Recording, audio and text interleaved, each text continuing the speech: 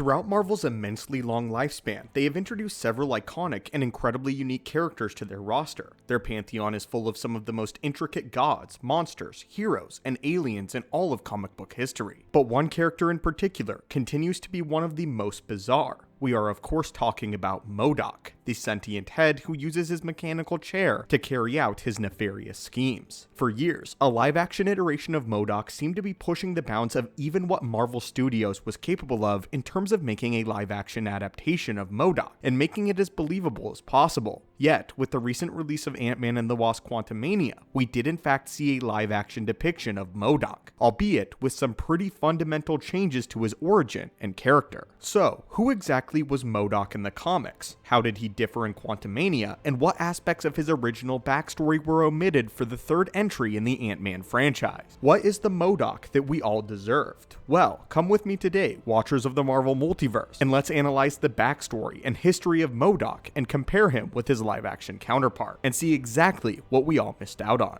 Spoilers ahead for Ant-Man and the Wasp: Quantumania. In the comics, MODOK actually began life as a human scientist by the name of George Tarleton, who worked as a lowly yet brilliant mechanic for the organization known as AIM. As a part of the research team responsible for developing the Cosmic Cube, Tarleton's intellect was immediately put to use until he grabbed the attention of the Scientist Supreme, who sought to experiment on Tarleton for AIM's own agenda. The Cosmic Cube was one of the first and most elaborate experiments that AIM had ever sought out to conquer, as the device was stated to have the ability to alter reality itself. While the endeavor was certainly ambitious, it also exceeded the mental capacity of even AIM's brightest scientists, and they simply didn't have a way to comprehend the power of this cube. Computers and machines were helpful, but lacked the human creativity and processing power to actually understand the cube in human terms. But all was not lost, and AIM tried to develop a solution by drafting what became known as the MODOK program, which in this case was spelled with a C at the end rather than a K. The original acronym stood for Mental Organism Designed Only for Computing, and the goal was to create an organic human mind with the capacity to calculate on a level of a computer. And this should, in theory, allow them to comprehend the cube and further their experimentation with it. For this program, Tarleton was selected, and the idea was that the experiment would grant him a superhuman intellect and augment the incredible mind that he already had to offer far beyond what they were currently capable of. This would then allow him to head the Cosmic Cube program and lead more developments in science and technology, allowing the group as a whole to exponentially increase their productivity, all thanks to this new MODOK. From here, AIM began the experimentation on his brain, and for a while, it seemed as if the experiments were showing promising results. His mind became stronger, and he became more easily able to comprehend and compute complex problems that most human minds could not process. But there was some additional, albeit unintentional, consequences.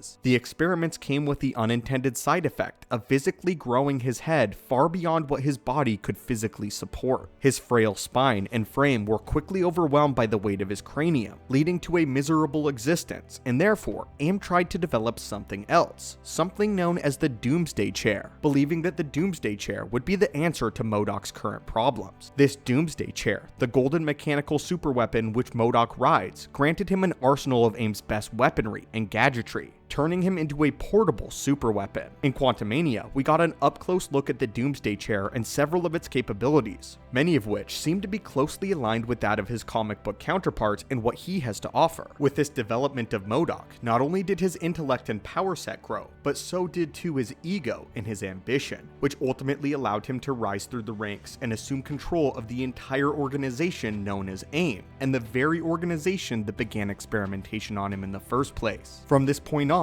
MODOK was the figurehead of AIM. After overthrowing the old age of the leaders, he was able to restructure an advanced idea mechanics into his own image, and it was under MODOK's leadership that the group was able to thrive, making continuous advances in the fields of science and technology. And it was here that he amended the acronym. Rather than continuing to go by the mental organism designed only for computing, he used the weapons at his disposal in tandem with his newly inflated sense of ambition and ego to become a living weapon with very violent tendencies. This is where the second version of his name comes into play, which was showcased in Quantumania, that being the mental organism designed only for killing. In the years since, he has been a constant thorn in the side of the Avengers and several other superhero teams within the Marvel Universe, and AIM continues their firm foothold in the scientific community. In Quantumania, very little of this backstory was actually left intact, and the identity of the character itself was altered significantly to fit with the story that the MCU sought to tell. In the third Ant-Man film, it was revealed that MODOK was actually Darren Cross, the antagonist formerly known as Yellow Jacket from the first Ant-Man outing.